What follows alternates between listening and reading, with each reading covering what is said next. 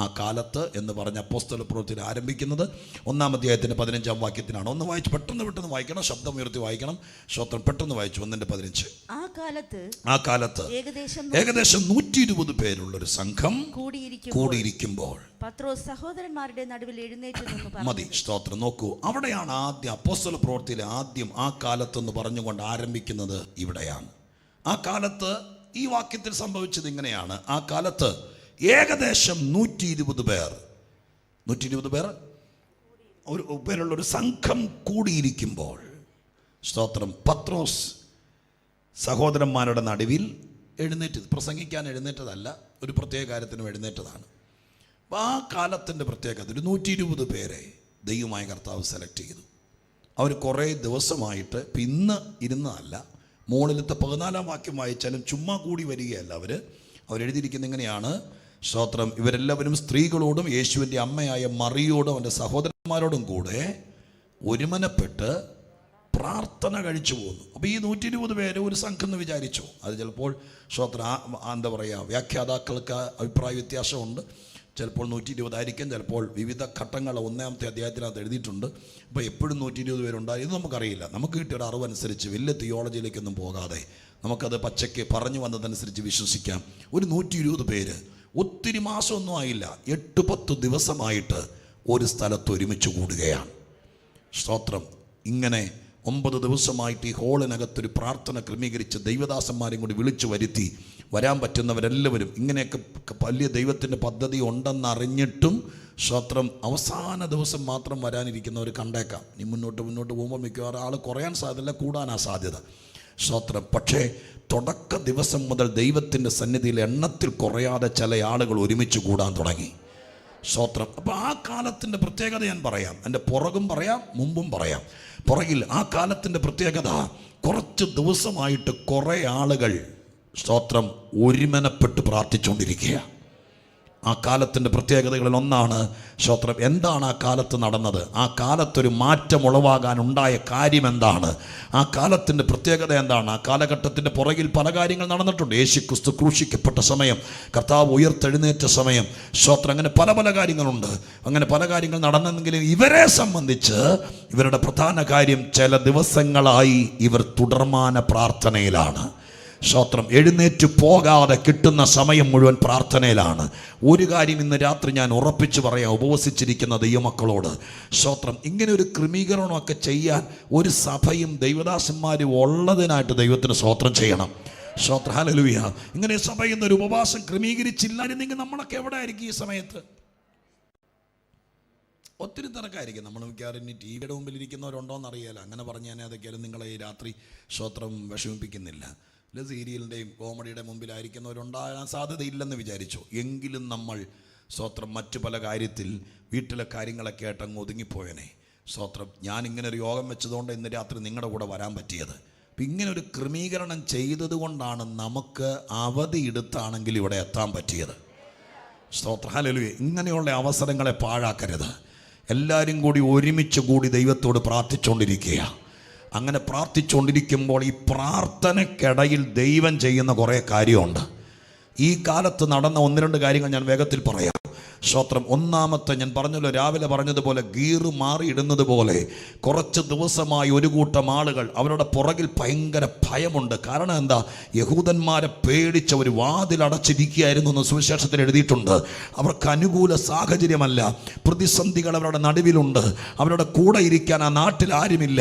എങ്ങനെയോ ദൈവത്തിൻ്റെ കൃപ ലഭിച്ച ചുരുക്കം ചിലര്, സ്തോത്രം, സാഹചര്യം അനുകൂലമല്ലാതിരുന്നിട്ടും ദൈവത്തിൻ്റെ പാദപീഠത്തിൽ ഇരുന്ന ചിലര്, അവരെ ഒന്നും മടിയില്ലാതെ രണ്ടും കൽപ്പിച്ച് കർത്താവിൻ്റെ സന്നിധാനത്തിൽ ചില ദിവസങ്ങൾ പ്രാർത്ഥിക്കാനിരുന്നു. എത്ര ദിവസത്തേക്ക് ഇരിക്കേണ്ടി വരുമെന്നൊന്നും അവർക്ക് കണക്കില്ല. സ്തോത്രം. അവർക്ക് എങ്ങോട്ടും പോകാനില്ല. പക്ഷെ ഞാൻ ഇനി പറയുന്നത് ശ്രദ്ധിച്ച് കേട്ടോ. സ്തോത്രം. ഹല്ലേലൂയ. ഇരിക്കാൻ നിങ്ങൾ തയ്യാറാണെങ്കിൽ ഒരുപാട് ദിവസം കഴിയുന്നതിനേക്കാൾ മുമ്പ് ദൈവത്തിൻ്റെ ഇടപെടലുകൾ ആരംഭിക്കും. അത് വിശ്വസിക്കുന്ന എത്ര പേരുണ്ട്? ഞാൻ ഒന്നോടെ പറയാം. ഒരു യോഗം നടക്കുമ്പോൾ ഓടി വന്ന് അവസരം കിട്ടിയാൽ ശ്രോത്രം ഒന്ന് വന്ന് ഇരുന്നിട്ട് പോകുകയല്ല. ഈ കൂടെ ചില ദിവസങ്ങൾ, ഈ കൂടെ എന്നല്ല, എന്നും ശീലിച്ചോളണം. എവിടെയെങ്കിലും ആത്മദാഹത്തോടെ പ്രാർത്ഥിക്കുന്ന, എവിടെയെങ്കിലും ദൈവത്തിൻ്റെ പാദപീഠത്തിൽ ഇരിക്കുന്ന കുറച്ച് പേരെ കണ്ടാൽ അവരുടെ കൂടെ പോയിരുന്ന് ശ്രോത്രം ചെയ്യാൻ പറ്റുമെങ്കിൽ ശ്രോത്രം ചെയ്തേക്കണം. അവരുടെ കൂടെ ഇരുന്ന് സ്തുതിക്കാൻ പറ്റിയാൽ സ്തുതിച്ചേക്കണം. നമുക്ക് എന്ത് കിട്ടും? നാളെ ആരാ വരുന്നത്? ഇതൊന്നും നമ്മുടെ വിഷയമാകരുത്. ദൈവത്തിന്റെ സന്നിധിയിൽ അങ്ങ് ഇരിക്കാൻ തുടങ്ങിയാൽ അതിന് സ്വത്രം മഹത്വം എടുക്കുന്നത് സ്വർഗത്തിലെ ദൈവമാണ്. കുറച്ച് ദിവസം കഴിയുമ്പോൾ ദൈവം ഇടപെടും. സ്തോത്രം. കർത്താവ് ഇടപെടും. പ്രാർത്ഥിച്ചുകൊണ്ടിരിക്കുന്നതിനിടയിൽ ദൈവം ഇടപെടും. നിങ്ങൾക്ക് എത്ര പേർക്ക് വിശ്വാസമുണ്ട്? 21 ദിവസം എന്നൊരു ക്രമീകരണം ചെയ്തിട്ടുണ്ട്. അതൊരു സിസ്റ്റം നമ്മളിവിടെ ചെയ്തിട്ടുണ്ട്. പക്ഷെ എൻ്റെ വിശ്വാസം 21 തികയേണ്ട വരികയല്ല. ഇതിനിടയിൽ ചിലരോട് ഇടപെടാൻ തുടങ്ങും. സ്തോത്രം. നീ വന്നു പോകുന്നു എന്ന് പേരൊപ്പിക്കുകയല്ല. വീട്ടിൽ ചെന്നാലും ഒന്നുറങ്ങിയിട്ട് എഴുന്നേറ്റിരുന്ന ഈ ദിവസങ്ങളിൽ പിന്നെയും പ്രാർത്ഥിക്കുന്നവർ ഇതിനകത്തുണ്ടെങ്കിൽ ഞാൻ നിങ്ങളോട് പറയാ, സ്തോത്രം, ഹല്ലേലൂയ. ഒത്തിരി ദിവസമൊന്നും പിന്നിടുകയല്ല. എൻ്റെ കണക്ക് കൂട്ടൽ ശരിയെങ്കിൽ ഒരു 10 ദിവസമാണ് ഇവരിവിടെ ഇരുന്നോളൂ. 10ാമത്തെ ദിവസമായപ്പോൾ ദൈവത്തിൻ്റെ പ്രവർത്തികൾ ആരംഭിക്കാൻ തുടങ്ങി. ദൈവത്തിൻ്റെ ഇടപെടലുകൾ ആരംഭിക്കാൻ തുടങ്ങി. സ്വർഗസ്ഥനായ ദൈവത്തിൻ്റെ ഇടപാടുകൾ ദൈവം വെളിപ്പെടുത്താൻ തുടങ്ങി. അങ്ങനെയാണെങ്കിൽ ഞാൻ പറയാം, ഇത് 21 എത്തേണ്ടി വരില്ല. അതിന് മുമ്പ് തുടർമാനമായി പ്രാർത്ഥിച്ചാൽ ഇതിനകത്തൊരു അതിഥിയെ പോലെ അല്ല, മറിച്ച് ആത്മാവിൽ പ്രാർത്ഥിക്കാൻ തുടങ്ങിയാൽ, ഹല്ലേലൂയ, അതിനിങ്ങനെ ഒരു യോഗം ക്രമീകരിച്ചില്ലെങ്കിൽ പോലും നിങ്ങളുടെ ജീവിതത്തിൻ്റെ വലിയ വിഷയങ്ങളുടെ നടുവിൽ നിങ്ങളുടെ വീട്ടിൽ നിങ്ങൾ 4 പേരും കൂടെ അല്ലെങ്കിൽ നിങ്ങൾ 5 പേരും കൂടെ ചില ദിവസങ്ങൾ സ്തോത്രം ഒരുമിച്ചിരിക്കാൻ തയ്യാറായാൽ, അപ്പം അത് ഒരുപക്ഷെ ചിലപ്പോൾ ജോലിക്ക് പോകേണ്ടവർ ജോലിക്ക് പോകേണ്ടി, പക്ഷേ നിങ്ങൾ തീരുമാനിക്കുക വൈകുന്നേരം വേറെ അങ്ങ് കറങ്ങാൻ പോകാതെ ജോലി കഴിഞ്ഞാൽ നേരത്തെ വരിക. വരുമ്പോഴേക്കും വീട്ടിലുള്ളവർ പണികൾ തീർക്കുക. ഒരു 7:30 ആകുമ്പോഴത്തേക്കും പായിട്ട് പ്രാർത്ഥിക്കാനിരിക്കുക. അതൊരു 9:30-10 മണി വരെ നീളാങ്കിൽ നീളുക. സ്തോത്രം, ഹല്ലേലൂയ. വീണ്ടും രാത്രി ഒന്ന് എഴുന്നേറ്റ് അവരവരുടെ മുറിക്കകത്ത് കിടക്കുന്നവർ എഴുന്നേറ്റ് പ്രാർത്ഥിക്കുക. രാവിലെ ഒരു അല്പം നേരത്തെ എഴുന്നേൽക്കുക. ഇങ്ങനെ ചില ദിവസങ്ങൾ തുടരാൻ നിങ്ങൾക്ക് തയ്യാറാണെങ്കിൽ കുറച്ച് ദിവസം കഴിയുമ്പോൾ ദൈവത്തിൻ്റെ ഇടപെടലുണ്ടാകും. എവിടെ പ്രാർത്ഥിക്കുന്നവരുണ്ടോ അവിടെ ദൈവത്തിൻ്റെ ഇടപാടുകൾ നടക്കാനിടയാകും. ഞാൻ നിങ്ങളെ നോക്കി പ്രവചിച്ചു പറയാം, സ്വർഗസ്ഥനായ ദൈവം ഈ യോഗം തീരുന്നതിനേക്കാൾ മുമ്പ് നിങ്ങൾ തുടർമാനമായി പ്രാർത്ഥിക്കുന്നവരാണെങ്കിൽ നിങ്ങളുടെ വിഷയത്തോടുള്ള ബന്ധത്തിലൊരു ഇടപെടലുണ്ടാകും. ഹല്ലേലൂയ, സ്തോത്രം, ഹല്ലേലൂയ. ആ കാലത്ത് ഇങ്ങനെ പ്രാർത്ഥിച്ചുകൊണ്ടിരിക്കുക. അതിനാണ് ആ കാലം എന്ന് പറഞ്ഞത് കേട്ടോ. തുടർമാനമായി പ്രാർത്ഥിച്ചുകൊണ്ടിരിക്കുക. അങ്ങനെ ഇരിക്കുന്നതിനിടയിൽ പെട്ടെന്ന് പത്രോസ് എഴുന്നേറ്റു. സ്തോത്രം. കാലേക്കൂട്ടി ഒരു പ്രോഗ്രാം ഇന്നിവിടെ ഒരു സിസ്റ്റം ഉണ്ട്, എഴുതപ്പെട്ടിട്ടില്ലെങ്കിലും ഞാൻ ഒരു യോഗം നടത്തുന്ന ആളായതിൻ്റെ പേരിൽ അറിയാം. സ്തോത്രം. ഒരു 6 മണിക്കൊക്കെ ഇവിടെ സ്തോത്രം ചെയ്ത് പ്രാർത്ഥിക്കാൻ ആരംഭിച്ചു. അപ്പോൾ നിങ്ങൾ പലരും വന്നു കാണുകയല്ല. സ്തോത്രം. അത് കഴിഞ്ഞൊരു 6:30 ആയപ്പോഴത്തേക്കും പ്രാർത്ഥിച്ച് പാട്ട് ആരംഭിച്ചു. അതൊരു 7:30 വരെ പോയി. അതൊരു എഴുതപ്പെടാത്ത ലിഖിതം പോലെ ഇവിടെ ഉണ്ട്. ഒരു 7:30 ആയപ്പോഴത്തേക്കും സ്തോത്രം വേഗത്തിൽ കാര്യങ്ങൾ ക്രമീകരിച്ച് പാസ്റ്റർ എഴുന്നേറ്റു. സ്തോത്രം. 3-4 മിനിറ്റ് കൊണ്ട് അദ്ദേഹം ആമുഖം പറഞ്ഞതിന് ശേഷം എന്നെ എഴുന്നേൽപ്പിച്ചു. ഇതൊക്കെ പ്ലാൻ ചെയ്ത് വെച്ചിരുന്നൊരു സിസ്റ്റമാണ്. അത് പെട്ടെന്ന് ഞാൻ ചാടി എഴുന്നേറ്റല്ല. പക്ഷെ അന്ന് അവിടെ നടന്നത് നേരത്തെ പ്ലാൻ ചെയ്തൊരു സിസ്റ്റം അല്ല. സ്തോത്രം. മനസ്സിലായോ? അവിടെ രാവിലെ 10 മണിക്ക് തുടങ്ങി. ഇന്ന് പാട്ടുകാരൻ ഇന്ന ആളായിരിക്കും, പ്രസംഗികൻ ഇങ്ങനെ ആളായിരിക്കും, ഇന്ന് പ്രാർത്ഥന, അങ്ങനെയൊന്നും അവിടെ സിസ്റ്റം ഇല്ല. നമ്മൾ ഇന്നിവിടെ ചെയ്യുമ്പോഴൊക്കെ അങ്ങനെ ചെയ്തായിരിക്കും പറ്റുള്ളൂ. പക്ഷെ അവിടെ അങ്ങനെ ഇരിക്കുമ്പോൾ അപ്രതീക്ഷിതമായി നിങ്ങൾ ആ രംഗം ഒന്ന് മനസ്സിൽ കാണണം. കുറച്ച് ദിവസമായി പ്രാർത്ഥിച്ചുകൊണ്ടിരിക്കുക. 8-10 ദിവസങ്ങളായി ഇന്ന് കണക്കാക്കാം. ആദ്യത്തെ ദിവസം തോന്നാത്തത്, 2ാമത്തെ ദിവസം തോന്നാത്തത്, 5ാമത്തെ ദിവസം തോന്നാത്തത്, 8ാമത്തെ ദിവസം തോന്നാത്തത്, ഒരു 10ാമത്തെ ദിവസമായപ്പോൾ പെട്ടെന്ന് പത്രോസ് എഴുന്നേറ്റു. പത്രോസ് എഴുന്നേറ്റിട്ട് പറയുകയാണ്, എന്താ പറഞ്ഞു നോക്കിയേ. സ്തോത്രം. എഴുന്നേറ്റിട്ട് പറയുന്നു, സഹോദരന്മാരായ പുരുഷന്മാരെ, യേശുവിനെ പിടിച്ചവർക്ക് വഴികാട്ടിയായി തീർന്ന യൂദയെക്കുറിച്ച് പരിശുദ്ധാത്മാവ് ദാവീദ് മുഖാന്തരം മുൻപറഞ്ഞ തിരുവെഴുത്തിന് നിവർത്തിയാകേണ്ടത് ആവശ്യമായിരുന്നു. അവൻ ഞങ്ങളുടെ എണ്ണത്തിൽ ഉൾപ്പെടെ എന്ന് പറഞ്ഞിട്ട് അവൻ്റെ സ്വതന്ത്ര താഴേക്ക് എഴുതിയിരിക്കുന്ന വാക്കുകൾ എഴുതിയിരിക്കുന്ന സങ്കീർത്തന പുസ്തകത്തിൽ അവൻ്റെ അങ്ങനെ കുറച്ച് എഴുതിയിരിക്കുക. പത്രോസ് എഴുതിയിരിക്കുന്ന കാര്യം എഴുന്നേറ്റിട്ട് കാര്യം ചുരുക്കി പറയാം. സ്തോത്രം. ഇതൊക്കെ എഴുന്നേറ്റിട്ട് പറയുകയാണ്, കാലങ്ങൾക്ക് മുമ്പ് സങ്കീർത്തനത്തിൽ എഴുതിയിരിക്കുന്ന കാര്യം നിവർത്തിയാകണം. സ്തോത്രം. നിവർത്തിയാകും. ഇപ്പോൾ സംഭവിച്ചതൊക്കെ സംഭവിച്ചു. പക്ഷേ സ്തോത്രം, തിരുവെഴുത്തിൽ പറയുന്ന പല കാര്യങ്ങളും നിവർത്തിയാകാൻ കിടക്കുന്നുണ്ട്. അതിവിടെ നിവർത്തിയാകണം. സ്തോത്രം. ഇത്രയും നേരം ഈ കാര്യങ്ങളൊന്നും ചിന്തിക്കാത്ത ആളുകൾ പ്രാർത്ഥിച്ചുകൊണ്ടിരുന്നപ്പോൾ ചിന്തയുണ്ടായി. നൂറ്റാണ്ടുകൾക്ക് മുമ്പ് എഴുതപ്പെട്ട കാര്യം ഈ കൂട്ടത്തിനകത്ത് നിവർത്തിയാകണം. സ്തോത്രം. ഞാൻ നിങ്ങളോട് പറയാം, സഭയോടുള്ള ബന്ധത്തിൽ നമ്മളോട് ഇനി ആരും ഇവിടെ വന്ന് തലേ കൈവച്ച് നിങ്ങൾ പ്രവചിച്ചില്ലെങ്കിലും, നിങ്ങൾ രക്ഷിക്കപ്പെട്ട് സ്നാനപ്പെട്ട് കഴിയുമ്പോൾ നിങ്ങളിൽ എന്ത് നടക്കുമെന്ന് സ്വർഗസ്ഥനായ ദൈവം എഴുതി വച്ചിട്ടുണ്ട്. സ്തോത്രം. നിങ്ങൾ കർത്താവിനെ ആരാധിക്കുന്ന സഭയിലേക്ക് ലോകത്തെ വിട്ട്, നിങ്ങളുടെ പഴയ വഴികളെ വിട്ട്, ഉപദേശത്തിൻ്റെ തെറ്റായ മാർഗങ്ങളെ വിട്ട് സത്യ ഉപദേശത്തിലേക്ക് നിങ്ങൾ വന്നു കഴിയുമ്പോൾ സ്തോത്രം, നിങ്ങളിൽ എന്ത് നടക്കണമെന്ന് സ്തോത്രം സ്വർഗസ്ഥനായ ദൈവം എഴുതി വച്ചിട്ടുണ്ട്. തിരുവെഴുത്തിൽ എഴുതിയിരിക്കുന്നത് നിങ്ങളുടെ ജീവിതത്തിൽ നിറവേറണം. സ്തോത്രം. ദൈവത്തിനായി ഞാൻ ഒന്ന് രണ്ട് വാക്കുകൾ പറയാം. സ്തോത്രം. നിങ്ങൾ ശ്രദ്ധിച്ചേ, ഇങ്ങനൊരു വാക്ക് ബൈബിളിലുണ്ട്, സുപരിചിതമായിരിക്കുന്ന വാക്ക് പറയാം. അവങ്കലേക്ക് നോക്കിയവർ, എന്താ പറഞ്ഞിരിക്കുന്നത്? പ്രകാശ. ആ വാക്ക് മാത്രം എടുക്കാം.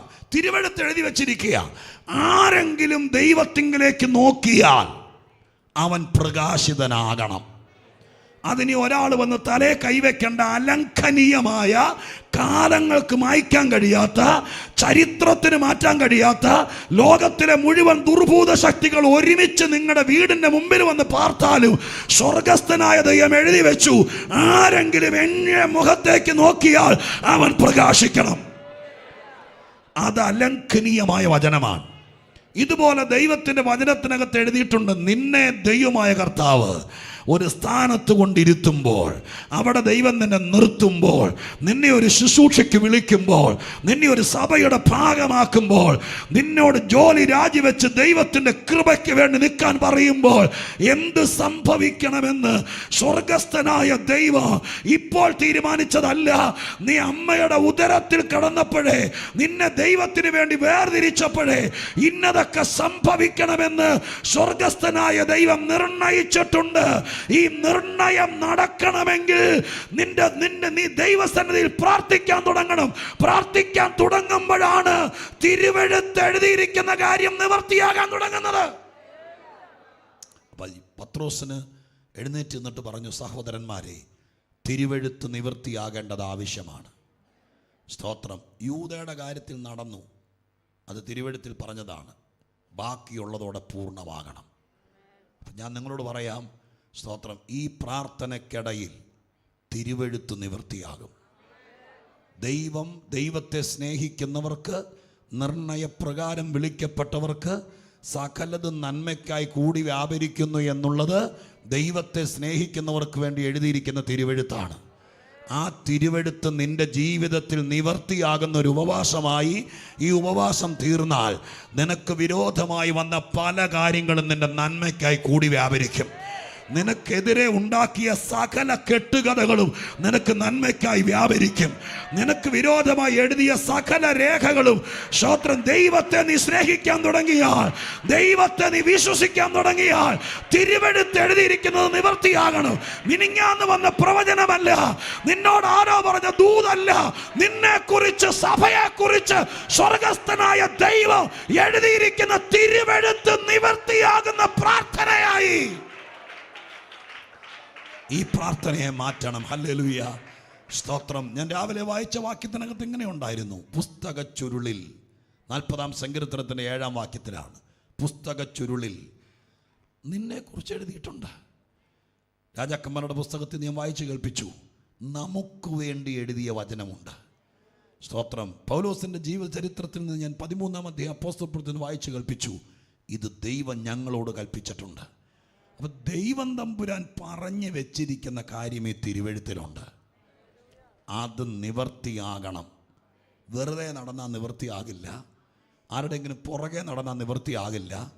ചില ദിവസങ്ങൾ പ്രാർത്ഥിച്ചുകൊണ്ടിരിക്കുമ്പോൾ, അപ്പോൾ പ്രാർത്ഥന നടക്കുന്ന കാലത്ത് എന്ത് സംഭവിക്കും എന്ന് ചോദിച്ചാൽ അതിൻ്റെ ഒന്നാമത്തെ മറുപടി ഞാൻ പറയാം. സ്തോത്രം, പുതിയ പുതിയ ദൂത് കിട്ടിക്കൊണ്ടിരിക്കുന്നല്ല, പണ്ട് പറഞ്ഞിരിക്കുന്ന വചനം നിവർത്തിയാകും.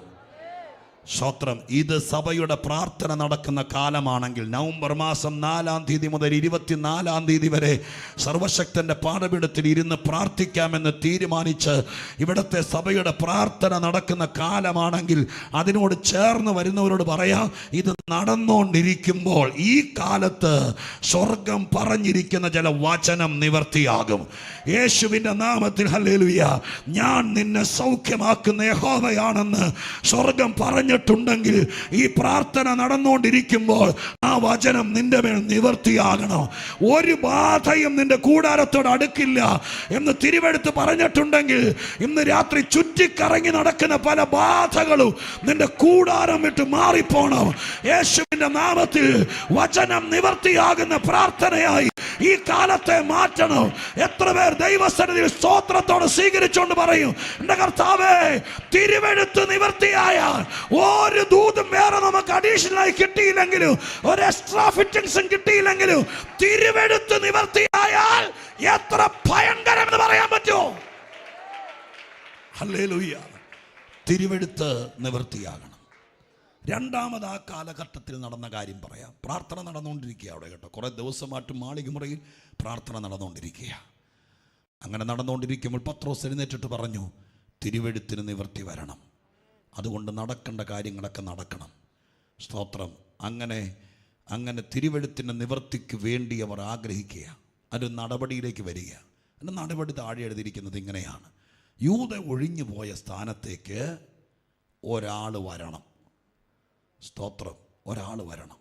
അതാര് വരണം എന്നതിനെക്കുറിച്ച് ചിന്തിക്കുമ്പോൾ അന്ന് വരെ അപ്രസക്തനായിരുന്ന, സുവിശേഷങ്ങളിലെങ്ങും ഒരു പരാമർശവും ഇല്ലാതിരുന്ന, സ്തോത്രം, മുൻനിരയിലേക്ക് വരുമെന്ന് യാതൊരു വിചാരവും ഇല്ലാതിരുന്ന മത്തിയാസ് എന്ന് പറയുന്ന ഒരാളെ ലോകത്തിലെ അല്ലെങ്കിൽ ക്രൈസ്തവ ചരിത്രത്തിലെ ഏറ്റവും വലിയ നിരയാണ് 12 അപ്പോസ്തലന്മാരുടെ നിര.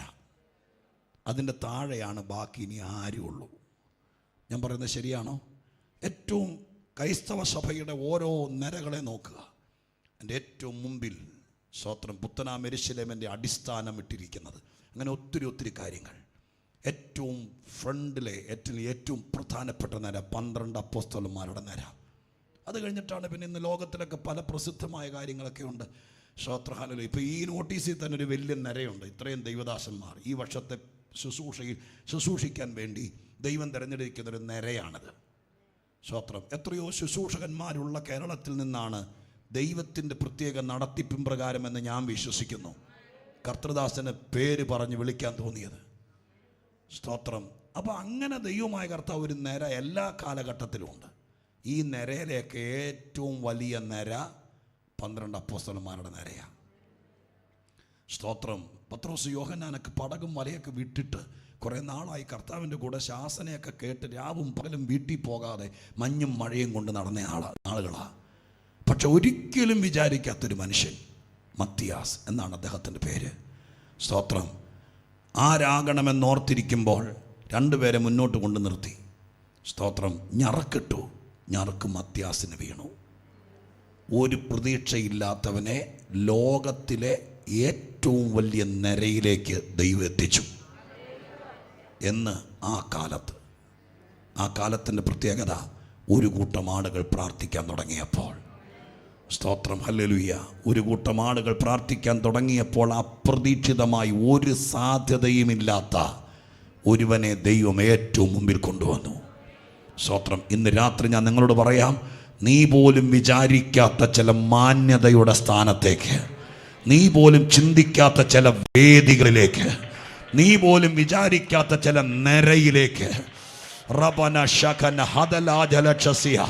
പരിശുദ്ധ ദൈവം നിന്നെ നേരെ മാറ്റി നിർത്തി. നീ ഏറ്റവും പുറകിലായിരുന്നു. ഇവിടെ എഴുതിയിരിക്കുന്ന ഒരു വാക്കുണ്ട്, നിങ്ങൾ ആ ഭാഗം വായിക്കുകയാണെങ്കിൽ മനസ്സിലാക്കാൻ കഴിയുന്ന ഈ പുള്ളി മിനിങ്ങാന്നങ്ങാണ്ട് വന്ന ആളല്ല. അവിടെ എഴുതിയിരിക്കുന്ന എങ്ങനെയുണ്ട്, പത്രോസ് ആ കാര്യം അദ്ദേഹത്തെ ഇൻട്രൊഡ്യൂസ് ചെയ്യുകയാണ്. ഹല്ലേലൂയ. സഭാ മുമ്പിലേക്ക് അദ്ദേഹത്തെ അവതരിപ്പിക്കുമ്പോൾ പറയുന്നത് ഇങ്ങനെയാണ്, യേശുക്രിസ്തുവിന്റെ സ്നാനം മുതൽ. അങ്ങനെ ഒരു വാക്ക് അവിടെ ഇല്ലേ നോക്കിയേ, അവിടെ 21-ാം വാക്യം. യേശു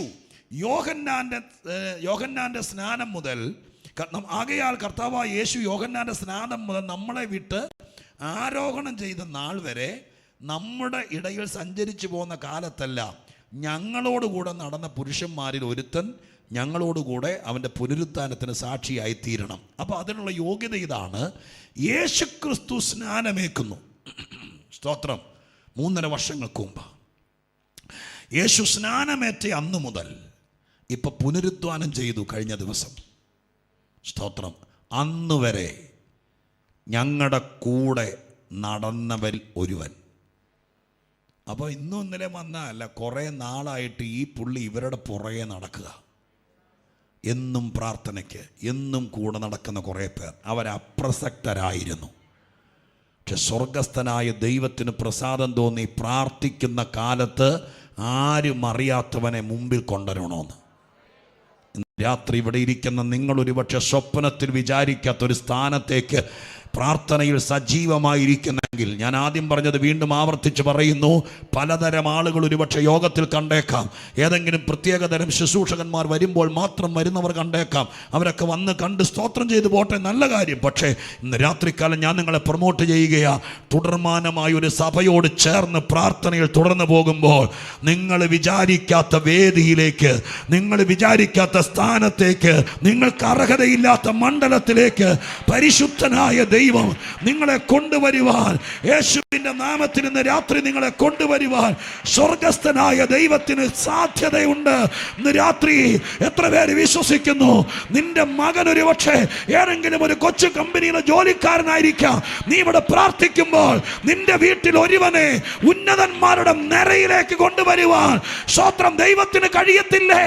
ഏറ്റവും പുറകിൽ കിടക്കുന്ന, പലവട്ടം പരീക്ഷ എഴുതിയിട്ട് പരാജയപ്പെട്ട, പല പ്രാവശ്യം പല കാര്യത്തിന് ഇറങ്ങി തിരിച്ചിട്ട് ഒന്നും നടക്കാതെ തിരിച്ചു വന്ന നിന്നെ, ആരും അറിയാതെ കിടക്കുന്ന നിന്നെ, ഏറ്റവും പുറകിൽ കിടക്കുന്ന നിന്നെ സ്വർഗസ്ഥനായ ദൈവത്തിന് ഉന്നതന്മാരുടെ നിരയിലേക്ക് കൊണ്ടുവരാൻ പ്രാർത്ഥിക്കുന്ന കാലത്തിന് കഴിയുമെന്ന് ദൈവാത്മാവ് ഈ ഭാഗം കുത്തിക്കുറിക്കുമ്പോൾ എന്റെ ഹൃദയത്തിൽ തന്നത് ഇന്ന് രാത്രി ഇവിടെ വന്ന് ദൈവത്തിന്റെ അരുളപ്പാടായി നിങ്ങളോട് പങ്കുവെക്കുക. Hallelujah. Praise the Lord. Hallelujah. വേദപുസ്തകം പഠിക്കുമ്പോൾ ഒരുപാട് പേരെ ദൈവം എങ്ങനെ അർഹതയില്ലാത്ത നിരയിൽ കൊണ്ടുവന്നു. ഒത്തിരി ആളുകളെ ഏറ്റവും നല്ല നിരയിലേക്ക് കൊണ്ടുവന്നു. ഞാൻ ആദ്യം പറഞ്ഞ ആമുഖത്തിൽ പറഞ്ഞ രൂത്തിനെ നിങ്ങൾ ഓർക്കുന്നുണ്ടല്ലോ. രൂത്ത് വന്നത് കാലപെറുക്കാനാണ്. പക്ഷെ ദൈവം അവളുടെ നിര മാറ്റി. കാലപെറുക്കുകളുടെ നിരയിലായിരുന്നു അവള്. പക്ഷെ ദൈവം അവളെ വയലിൻ്റെ ഉടമയുടെ ഭാര്യയുടെ നിരയിലേക്ക് ഉയർത്തി. സ്തോത്രം. രൂത്ത് വയലിൽ വന്നത് ബോവസിൻ്റെ ഭാര്യയാകാനായിട്ടല്ല, ആ നിരയിൽ വരാൻ പറ്റുമെന്ന് വിചാരിച്ചതല്ല, വിശ്വസിക്കാൻ പറ്റുന്നതല്ല.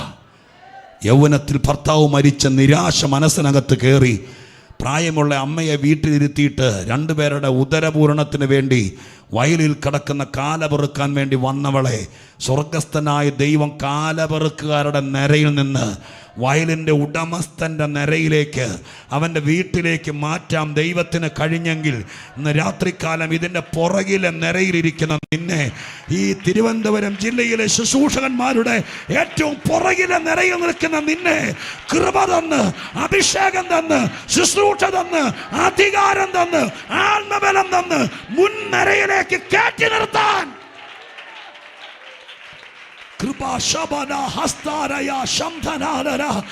വിശ്വസിക്കുന്ന ദൈവമക്കൾ ഇന്ന് രാത്രികാലം ഈ പ്രാർത്ഥന നടക്കുന്ന കാലം വൃഥാവാക്കരുത്. 4 പ്രസംഗം എഴുതി വെച്ച് പ്രാർത്ഥന അവസാനിപ്പിക്കരുത്. 24-ാം തീയതി എങ്ങനെയെങ്കിലും ആയിട്ട് കൂട്ടിലടക്കപ്പെട്ട പക്ഷിയെ തുറന്നു വിടുന്നത് പോലെ പോകാൻ ആഗ്രഹിക്കരുത്. ഇത് നടന്നുകൊണ്ടിരിക്കുമ്പോൾ 9-ാം ദിവസമാണ്, ചിലപ്പോൾ 10-ാം ദിവസം, ചിലപ്പോൾ 12-ാം ദിവസം, ചിലപ്പോൾ 16-ാം ദിവസം, ചിലപ്പോൾ 20-ാം ദിവസം. എൻ്റെ ദൈവം നിന്നെ നീ കിടക്കുന്ന സ്ഥാനത്ത് നിന്ന്, നീ കിടക്കുന്ന പാട്ടുകുഴിയിൽ നിന്ന്, നീ കിടക്കുന്ന പിന്നാമ്പുറത്ത് നിന്ന് സ്വർഗം നിന്നെ മുമ്പിലേക്ക് കൊണ്ടുവരുവാൻ ദൈവത്തിന്റെ കൃപ തന്നാൽ, ദൈവത്തിന്റെ വരം തന്നാൽ, ദൈവത്തിന്റെ അഭിഷേകം തന്നാൽ മുമ്പിലേക്ക് വരുത്തുവാൻ ദൈവത്തിന് കഴിയില്ലേ? സ്വർഗസ്ഥനായ ദൈവത്തിന് അത് കഴിയാതിരിക്കുമോ? ദൈവത്തിന് കഴിയും. എത്രയോ പേര് ദൈവം നിരമാറ്റിയിരിക്കുന്നു. അടിമയായി വന്നതാണ് ബാബിലോണിൽ. സ്തോത്രം. മൊർദെഖായിയുടെ ഒക്കെ കൂടെ എസ്തേർ. അവിടെ പേര് തന്നെ അങ്ങനെയല്ലായിരുന്നു. സ്തോത്രം. ഒരിക്കൽ പോലും 127 സംസ്ഥാനങ്ങളുള്ള ഒരു വലിയ രാജ്യം. 127 സംസ്ഥാനങ്ങൾ എന്നല്ല എഴുതിയിരിക്കുന്നത്, 127 നേഷൻസ് എന്നാണ് എഴുതിയിരിക്കുന്നത്. 127 രാജ്യങ്ങൾ കൂടുന്ന ഒരു രാജ്യം. പണ്ട് ബ്രിട്ടീഷുകാർ സ്തോത്രം ലോകം ഭരിച്ചുകൊണ്ടിരുന്നു. ഇന്ത്യ അടക്കം ഒരുപാട് രാജ്യങ്ങളെ കൂട്ടിച്ചേർത്ത് അവരുടെ കീഴിൽ കോളനികളാക്കി എന്നതുപോലെ ലോകത്തിലെ 127 രാജ്യങ്ങൾ ഒന്നിച്ച് ചേർത്ത് ഭരിക്കുന്ന ഒരു രാജാവ്. ആ രാജാവിൻ്റെ കൊട്ടാരത്തിൽ രാജാവിൻ്റെ പള്ളിയറയ്ക്കകത്ത് ഭാര്യയായി ചെല്ലുമെന്ന്, ആ നിരയിൽ വരുമെന്ന് ഈ നാട്ടിൽ അടിമയായി വന്നപ്പോൾ സ്വപ്നത്തിൽ വിചാരിച്ചതാണോ ഈ സ്ത്രീ? സ്തോത്രം. ഞാൻ എന്നോ പ്രസംഗിച്ചൊരു ദൂതിൻ്റെ ഒരു ഭാഗം ഇതിനകത്ത് ചേർത്ത് പറയാം. എൻ്റെ ദൈവത്തിന് നിര മാറ്റി നിർത്തുന്നൊരു സ്വഭാവമുണ്ട്. അടിമയുടെ നിരയിൽ നിന്നവനെ സ്തോത്രം രാജ്ഞിയുടെ നിരയിലേക്ക് മാറ്റുന്ന ദൈവം. കാലാപറയ്ക്ക് നടന്നവളെ വയലിൻ്റെ ഉടമയുടെ നിരയിലേക്ക് മാറ്റുന്ന ദൈവം.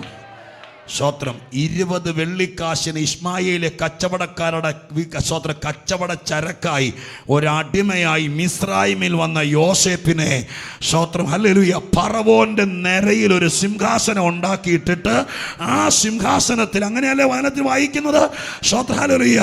ഫറവോൻ ഇരിക്കുന്ന സിംഹാസനത്തിന്റെ പൊസിഷൻ എവിടാണോ അതേ സ്ഥാനത്തൊരു സിംഹാസനം ഉണ്ടാക്കിയിട്ട് ആ നിരയിലേക്ക് സഹോദരങ്ങൾ വിറ്റുകളഞ്ഞവനെ മറ്റൊരു രാജ്യത്ത് കൊണ്ടുപോയി ഉന്നതന്മാരുടെ ആട്ടിടയന്റെ നിരയിൽ കിടന്നവനെ, അടിമ ചരക്കായിട്ട് വന്നവനെ രാജ്യഭരണം കയ്യിൽ കൊടുത്ത് സ്തോത്രം ഹല്ലേലൂയ പാണ്ഡികശാലയുടെ താക്കോൽ കൂട്ടം കൊടുത്ത് ഫറവോന്റെ നിരയിലേക്ക് ഉയർത്തുന്ന ദൈവം ഇന്ന് രാത്രി മത്യാസിന് പുറകിൽ കിടന്നവനെ അപ്പോസ്തോലിക നിരയിലേക്ക് കൊണ്ടുവന്ന ദൈവം ഈ പ്രാർത്ഥനയിൽ ആരെയൊക്കെയോ വലിച്ചോണ്ട് വരുന്നുണ്ട് മുൻനിരയിലേക്ക് കയറ്റി നിർത്താൻ. ആരായിരിക്കും അത്? ആരായിരിക്കും അത്? ഇന്ന് രാത്രികാലം ഹല്ലേലൂയ നീ ഒരുപക്ഷേ ഇന്ന് രാത്രി ഇവിടെ വന്നത് കർത്താവിന്റെ സന്നിധാനത്തിൽ സ്തോത്രം ഹല്ലേലൂയ ഒരു പ്രത്യേക കാര്യത്തിന് വേണ്ടി വന്നതായിരിക്കാം, ഒരു പ്രത്യേക വിഷയത്തിനായി വന്നതായിരിക്കാം. പക്ഷെ ഇന്ന് രാത്രി സ്വർഗം നിന്നോട് പറയുന്നു, നിന്നെ ഇവിടെ കൊണ്ടുവന്ന മഹാദൈവം നിന്നെ നിരമാറ്റി നിർത്തും. നീ ഇന്ന് വരെ ജീവിച്ച സ്ഥാനത്തായിരിക്കില്ല, നീ ഇന്ന് വരെ ആരാധിച്ചവരുടെ കൂടെ ഞാൻ കടത്തി പറയുന്നു, ഒന്നും മറച്ചു വെക്കാതെ പറയുന്നു, ഇന്ന് വരെ നീ ആരാധിച്ചവരുടെ കൂടെ ആയിരിക്കില്ല. ഞാൻ നിന്നെ നോക്കി പ്രവചിച്ചു പറയുന്നു, ആത്മാവിൽ ആരാധിക്കുന്ന ദൈവത്തിന്റെ സന്നിധിയിൽ ദൂതന്മാരെ പോലെ, മാലാഖമാരെ പോലെ, സാറാപ്പുകളെ പോലെ ആത്മാവിൽ പറന്നു നിന്ന് ആരാധിക്കുന്നവരുടെ നിരയിലേക്ക് ഇന്ന് രാത്രി സ്വർഗം നിന്ന് പൗരോഹിത്യ അടിമത്തത്തിൽ നിന്ന് ആത്മാവിന്റെ നിരയിലേക്ക് സ്വർഗം നിന്നെ മാറ്റേണ്ട സമയം കഴിഞ്ഞു. അതുകൊണ്ട് ഈ കാലം ചില കഷ്ടങ്ങൾ കയറി വന്നത്, ചില പ്രയാസങ്ങൾ കയറി വന്നത്, നിന്നെ ചിലര് സ്വന്തം ബ്ലാക്ക് മെയിൽ ചെയ്തത്, നിന്നെ ചിലര് മറിച്ചിട്ടത്, യോസഫ് നിന്റെ നേരെ മാറി നിന്നെ മാനിപ്പാനാണെന്ന് പോരാ, നിങ്ങൾക്ക് ആ സന്തോഷം വരുന്നില്ലെന്ന് എനിക്ക് തോന്നുന്നു. കർത്താവ് എന്നോട് പറയുന്നു, നിന്റെ ജീവിതം നീ തീരുമാനിച്ചാൽ അങ്ങനെ ഇരിക്കും. ഇന്ന് രാത്രി ദൈവത്തിന് തീരുമാനിക്കാൻ വിട്ടുകൊടുക്കാമോ? ദൈവത്തിന് തീരുമാനിക്കാൻ വിട്ടുകൊടുക്കാമോ? സ്വർഗം നിശ്ചയിച്ചാൽ പോലും ഞാൻ വിട്ടുതരത്തില്ലെന്ന് വാദിച്ച് നിൽക്കുന്നവരാരെങ്കിലും ഇന്ന് രാത്രി യോഗത്തിന് ഈ സഭയ്ക്കകത്തുണ്ടോന്ന് എനിക്കറിയില്ല, ഓൺലൈനിൽ ഉണ്ടോന്ന് എനിക്കറിയില്ല. പക്ഷെ ദൈവം നിങ്ങളെ വിരൽ ചൂണ്ടി പറയുന്നു, നിന്നെ നിരമാറ്റാൻ പോകുകയാണ്. മത്യാസേ, നീ കുറെ നാളായി ഇതിന്റെ പുറകെ പുസ്തകം പിടിച്ച് നടക്കുക. ആരും അറിയാത്തവനായി ഈ കൂട്ടത്തിനകത്ത് ഞങ്ങളാരും അറിഞ്ഞില്ല. പത്രോസ് പറയുന്നു, യേശു സ്നാനപ്പെട്ട അന്ന് മുതൽ ഞാൻ ഈ ചെറുപ്പക്കാരനെ എല്ലാ യോഗത്തിനും കാണുന്നതാണ്, നമ്മുടെ എല്ലാ മീറ്റിങ്ങിനും കാണുന്നത്. ഹല്ലേലൂയ! ആർക്കിന്ന് രാത്രി പ്രാഗൽഭ്യമുണ്ട്? ആ സാക്ഷ്യം കേട്ടോ? നമ്മുടെ വെള്ളിച്ചായന്റെ കൊച്ചുമോനാന്നല്ല പറഞ്ഞത്, നമുക്ക് സഭയ്ക്ക് സ്ഥലം തന്നവന്റെ സ്വോത്ര ഹല്ലേലൂയ മരുമോനാന്നല്ല പറഞ്ഞത്. പിന്നെയോ, യേശുവിന്റെ സ്നാനം നടന്ന അന്ന് മുതൽ എല്ലാ യോഗത്തിലും, കഷ്ടത്തിലും, പ്രയാസത്തിലും, ദുഃഖത്തിലും, ദുരിതത്തിലും, കടലിലും, കരയിലും, ഗദരദേശത്തിലും, ഗലീലയിലും, യഹൂദയിലും, എല്ലായിടത്തും, എല്ലാ യോഗത്തിലും. സ്തോത്രം. അങ്ങനെ ആരെങ്കിലും ഇന്ന് രാത്രി ഇതിനകത്തുണ്ടോ എന്ന് എനിക്കറിയില്ല. ഇവിടെ വരെ വരാൻ പറ്റിയില്ലെങ്കിൽ ഓൺലൈനിലുണ്ടോ എന്ന് എനിക്കറിയില്ല. സ്തോത്രം. യേശു എവിടെയുണ്ടോ അവിടെ എല്ലാം പോയി പ്രാർത്ഥിക്കുന്നവർ, അവിടെ എല്ലാം കർത്താവിൻ്റെ പുറകെ നടക്കുന്നവർ, എവിടെ പാട്ടും പ്രാർത്ഥനയുണ്ടോ അവിടെയൊക്കെ പോകുന്നവർ, എവിടെ അഭിഷിക്തന്മാർ വരുന്നുണ്ടോ അവ ടെൻറ്റിൻ്റെയൊക്കെ കീഴെ ചെല്ലുന്നവർ, അങ്ങനെയുള്ള ആരെങ്കിലും ഇന്ന് രാത്രി ഇതിനകത്തുണ്ടോ എന്ന് എനിക്കറിയില്ല. എൻ്റെ പ്രസംഗം പതുക്കെ തെന്നി മാറുന്നത് ഞാൻ തിരിച്ചറിയുന്നു. ഞാൻ പറയാൻ ഉദ്ദേശിച്ചത് വേറൊന്നാണ്, പക്ഷെ ദൈവാത്മാവിൻ്റെ വ്യാഖ്യാനം നിന്റെ ഇഷ്ടമല്ല ഇവിടെ പറയേണ്ടതെന്ന് ശാസനയുടെ രൂപത്തിൽ സ്വർഗം എന്നോട് പറഞ്ഞിട്ട് പറയുന്നു. ഹല്ലേലൂയ! ആർക്കും പിടികൊടുക്കാത്ത, ആരും തിരിച്ചറിയാത്ത ചിലരെൻ്റെ പിന്നാലെ കഴിഞ്ഞ 3 കൊല്ലമായി 5 കൊല്ലമായി എവിടെയൊക്കെ പ്രാർത്ഥനയുണ്ടോ, എവിടെയൊക്കെ യോഗമുണ്ടോ, അവിടെയൊക്കെ ഒരു അവസരം കിട്ടിയാലും ഇല്ലെങ്കിലും, അത് ഹല്ലേലൂയ, അത് തിരുനക്കര മൈതാനത്താണെങ്കിലും, അത് സ്വോത്ര കോവളത്താണെങ്കിലും, ബാലരാമപുരത്താണെങ്കിലും, കാട്ടാക്കടയാണെങ്കിലും, നെയ്യാറ്റിൻകരയാണെങ്കിലും, എവിടെയൊക്കെ ഉണ്ടോ അവിടെയെല്ലാം കർത്താവിന്റെ പിന്നാലെ നടക്കുന്ന ചിലരെ എൻ്റെ ദൈവം മുൻനിരയിൽ കൊണ്ടുവരുന്ന കാലമാണിത്.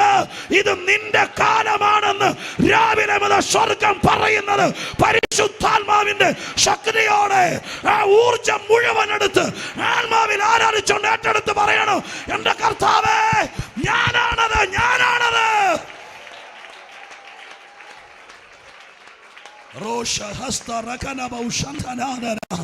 Hallelujah, hallelujah, hallelujah, hallelujah. കർത്താവിൻ്റെ ആത്മാവിൽ ഇന്നത്തെ വ്യാഖ്യാനം ഞാൻ പറയുകയാണ്. ചിലരുടെ സഭക്കാർ യോഗം നടത്തിയാൽ മാത്രമേ പോകത്തുള്ളൂ, ചിലർ വന്നാൽ മാത്രമേ പോകത്തുള്ളൂ. പക്ഷെ മത്യാസ് അങ്ങനെയല്ല, എല്ലാ യോഗത്തിലും പോകും. അന്ന് മുതൽ പത്രോസിൻ്റെ സാക്ഷ്യം കേട്ടോ, യേശു സ്നാനപ്പെട്ട അന്ന് മുതൽ ഇവനെ ഞാൻ പല യോഗത്തിൽ കണ്ടിട്ടുണ്ട്, ഇവനെ ഞാൻ പല ഉപവാസത്തിൽ കണ്ടിട്ടുണ്ട്, ഇവിടെ ഞാൻ പല യോഗങ്ങളിൽ കണ്ടിട്ടുണ്ട്. ഗിരിപ്രഭാഷണം നടന്ന അന്ന് ആ മലഞ്ചെരിവിൽ ഇവനെ ഉണ്ടായിരുന്നു. ഇന്ന് രാത്രിക്കാലം ഹല്ലേലൂയ 5 അപ്പം കൊണ്ട് 5000 പേരെ പുലർത്തി അന്ന് സ്വോത്ര ഇവൻ അപ്പം തിന്നാൻ വന്നവരുടെ കൂട്ടത്തിലല്ല, നമ്മുടെ കൂട്ടത്തിൽ അവൻ ഉണ്ടായിരുന്നു. യേശുവിനോട് മുട്ടി ഉരുമി അവൻ ഉണ്ടായിരുന്നു. സ്വോത്ര hallelujah, praise the Lord, hallelujah. Mathai 24-ാം അധ്യായത്തിൽ അന്ത്യകാല സംഭവങ്ങൾ കർത്താവ് തന്റെ അരിമ ശിഷ്യന്മാരോട് പറയുമ്പോൾ അതിനിടയിൽ ഈ മത്യാസ് ഉണ്ടായിരുന്നു. ആരും അറിഞ്ഞില്ല. യോഹന്നാൻ 14 വിടവാങ്ങൽ പ്രസംഗം യേശു നടത്തുമ്പോൾ ആൾക്കൂട്ടത്തിനിടയിൽ അവൻ ഉണ്ടായിരുന്നു. ആരും അറിഞ്ഞില്ല. സ്തോത്രം, ഹല്ലേലൂയ. യേശു ക്രൂശിക്കപ്പെട്ടു എന്നറിഞ്ഞപ്പോൾ എമ്മൗസിലേക്ക് ചിലർ പോയില്ലേ? ഇനി ഇവിടെ നിന്നിട്ട് കഥയില്ലെന്ന് പറഞ്ഞ് പോയില്ലേ? സ്തോത്രം. അങ്ങനെ പലരും പിരിഞ്ഞു പോയിട്ടും പോകാത്ത ഒരുത്തൻ ഇതിനിടയിലുണ്ട്. ഞാൻ പറയുന്നത് ശരിയാണോ? ഒരുത്തൻ്റെ ഇടയിലുണ്ട്. സ്തോത്രം, ഹല്ലേലൂയ. 10 ദിവസങ്ങൾക്ക് മുമ്പ് കർത്താവിനെ ഒലിവുമലയിൽ നിന്ന് യാത്രയാക്കി. സ്തോത്രം, ഹല്ലേലൂയ. കേൾക്കണേ നിങ്ങൾ. സ്തോത്രം, കൊരിന്ത്യർ ലേഖനത്തിൽ വായിക്കുന്നത് ഇങ്ങനെയാണ്: 500-ൽ പരം ആളുകളാണ് യേശു ക്രിസ്തുവിനെ യാത്രയാക്കാൻ വേണ്ടി ഒലിവുമലയിൽ തടിച്ചുകൂടിയത്. ഗലീല പുരുഷന്മാർ. അങ്ങനെ അവിടെ ദൂതന്മാർ വന്ന് വിളിച്ചത്, ഗലീല പുരുഷന്മാരെ, നിങ്ങൾ ആകാശത്തിലേക്ക് നോക്കി നിൽക്കുന്നത് എന്ത്? ആ ഭാഗം പൗലോസ് പിന്നീട് എഴുതുന്നുണ്ട്. 500-ൽ പരമാളുകൾ നോക്കി നിൽക്കെ യേശു സ്വർഗാരോഹണം ചെയ്തു. അപ്പം 500ഓടത്തോളം ആളുകൾ എൻ്റെ സഹോദരന്മാരെ യേശുവിനെ യാത്രയാക്കാനുണ്ടായിരുന്നു. ഒലിവുമലയെന്ന് അവരെ യാത്രയാക്കിയിട്ട് മാളിക മുറിയിലേക്ക് എത്ര പേര് വന്നു? പറ. 100. ബാക്കി 380 എന്ത് ചെയ്യും? യാത്രയാക്കാൻ 500 പേര് ആൾക്കാർ വന്നല്ലോ. ബാക്കി 350 എന്ത് ചെയ്യും? അവർ ട്രെയിൻ പോയപ്പോൾ വീട്ടിൽ പോയതുപോലെ യേശു പോയപ്പോൾ അവർ പറഞ്ഞു, ഇനി ഇവിടെ നിന്നിട്ട് കഥയൊന്നുമില്ല. അവർ പലരും പോയിട്ടും ആ കൂടെ പോകാത്തൊരു ചെറുപ്പക്കാരൻ ഇവിടെ ഉണ്ട്. സ്തോത്രം. അവന് ഞറക്ക് വീണ ആ ദിവസത്തിനായി സ്തോത്രം ചെയ്യുന്നു. രാത്രി കുറേ നാളായിട്ട് ഒരവസരം ആരും തരാറില്ല, പ്രാർത്ഥിക്കാൻ പോലും ആരും തരാറില്ല അവസരം. സ്തോത്രം. ഒരു വേദിയിലും പ്രസംഗിക്കാൻ അങ്ങേക്ക് അവസരം കിട്ടാറില്ല. സ്തോത്രം. എഴുതി ആരോടോ ഞാൻ പ്രവചനം പോലെ പറയുക, ഡയറി കുറിപ്പുകൾക്കകത്തൊരവസരം കിട്ടിയാൽ 1.5 മണിക്കൂർ നിന്ന് പ്രസംഗിക്കാനുള്ള സംഭവം നിൻ്റെ കയ്യിൽ. പക്ഷെ ആരും അവസരം തരാറില്ല, ആരും നിന്നെ യോഗത്തിന് വിളിക്കാറില്ല. നീ വീട്ടിൽ, ഞാൻ അമ്മമാരോട് പറയാം, തേങ്ങിക്കരയുന്നവരോട്, നീ വീട്ടിൽ നിന്ന് പ്രാർത്ഥിക്കുന്ന കണ്ടാൽ കൂടെ ഇരുന്നൊരു ആമയും പറയാൻ പോലും ആരും വരാറില്ല. എന്നിട്ട് നീ പിടിവിടാതെ ദൈവത്തിന് വേണ്ടി ആന തടി പിടിക്കുന്നത് പോലെ ചില വിഷയങ്ങൾക്ക് വേണ്ടി പിടിച്ചു നിന്നെങ്കിൽ, എൻ്റെ കർത്താവ് പറയുന്നു, ഈ പ്രാവശ്യത്തെ പ്രാർത്ഥന കാലം മാറുകയാ. ഈ നവംബറിൻ്റെ പ്രാർത്ഥനയ്ക്കകത്ത് സ്വർഗസ്ഥനായ ദൈവം ആരും അറിയാതെ പോയ ചില പ്രാർത്ഥനക്കാരെ, ആരും അറിയാതെ പോയ ഹല്ലേലൂയ ചില കൃപയുള്ളവരെ, വരമുള്ളവരെ, ആർക്കും വേണ്ടാതെ എന്തൊക്കെയോ സ്വത്ര പോരായ്മകൾ നിന്നെ കണ്ടപ്പോഴേ ഇഷ്ടപ്പെടാതെ തള്ളപ്പെട്ടവരെ പോലെ മാറ്റിക്കളഞ്ഞ ചിലരെ തുടർമാനമായി നീ ദൈവത്തിന്റെ കൂടെ നിൽക്ക്. സ്വർഗം നിന്നെ ഉയർത്തിക്കൊണ്ടുവരും.